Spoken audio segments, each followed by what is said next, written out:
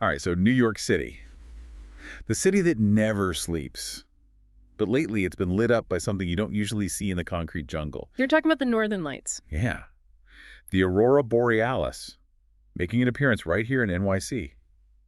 It's got everyone buzzing, and I gotta admit, even I was skeptical at first. I mean, Light pollution alone makes it tough to see most stars, let alone the aurora. exactly. But both Time Out New York and CBS New York have photos from last night, October 10th. The real deal, no question. And the really fascinating part, this wasn't just some random blip. It was triggered by a full-on geomagnetic storm. Okay, so before we get ahead of ourselves, can we break down what that actually means, like a geomagnetic storm? Sounds intense. It's basically like a cosmic tug-of-war between the sun and Earth. Imagine the sun constantly releasing this stream of charged particles, this solar wind. Now picture a solar flare erupting. That's the sun throwing a massive energy punch, launching huge bubbles of gas and magnetic fields called CMEs towards Earth. CMEs.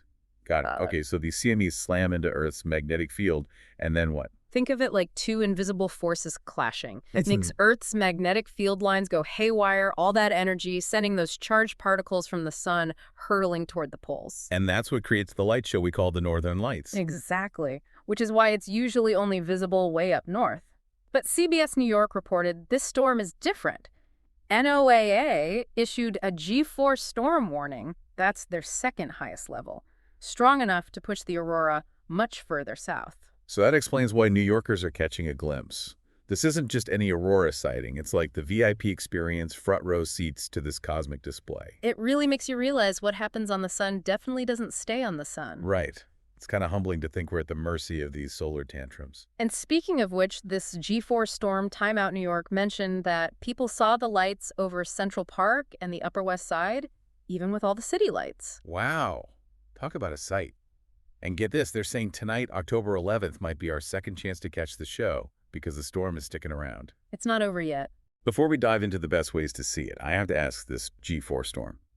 Is it all dazzling lights, or is there a more, let's say, intense side to it? I mean, CBS New York mentioned possible disruptions to radio signals, even power grids. Yeah, that's a valid concern. A G4 storm is powerful.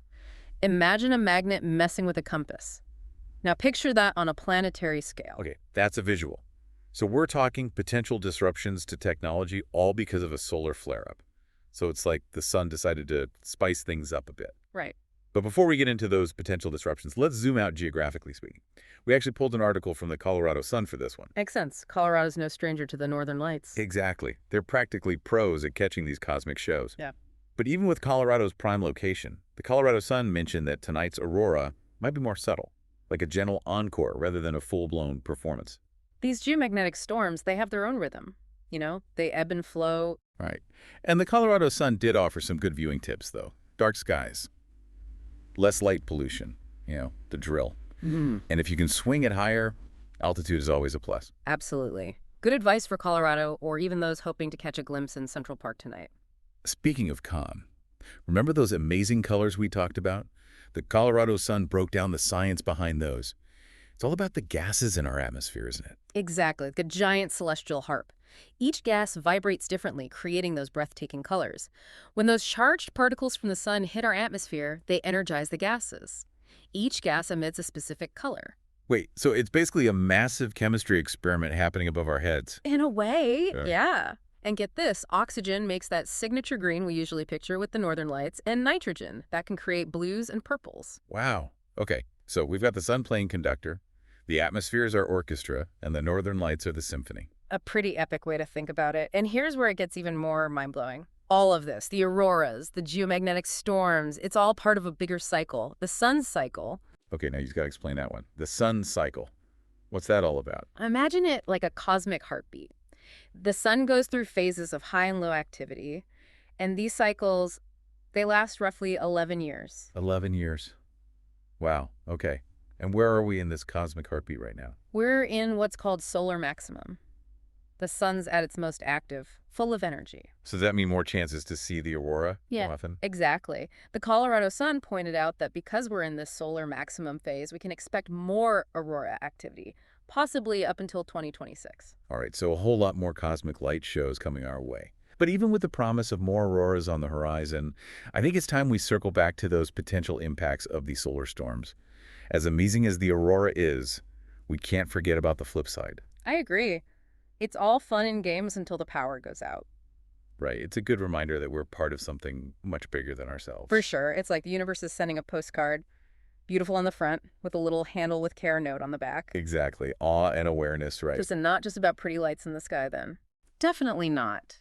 As beautiful as they are, these geomagnetic storms can pack a punch. Yeah. CBS New York mentioned that New York City's Office of Emergency Management is actually monitoring the situation, even urging people to prepare, which sounds kind of intense. It's a reminder that we're not just dealing with dazzling lights here. A G4 storm like this one has the potential to disrupt our everyday lives. Disrupt how so? Think about it.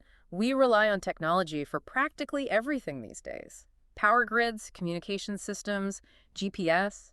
A strong geomagnetic storm could disrupt all of that. So we're talking potential blackouts, communication outages. That's not exactly a fun thought. Not really. It underscores how vulnerable we are to these events. Even with all our technological advancements, we're still at the mercy of the sun's activity. The cosmic reality check. Exactly. And the more reliant we become on technology, the more we need to understand and prepare for these events. So what can we do? Should we be stocking up on candles and canned goods? A little bit of preparedness never hurts. But on a larger scale, it's about investing in resilient infrastructure, improving our ability to forecast space weather, raising awareness. It's about being prepared, not scared. Makes sense. And you mentioned earlier that we're in a period of solar maximum, meaning more solar activity in the coming years.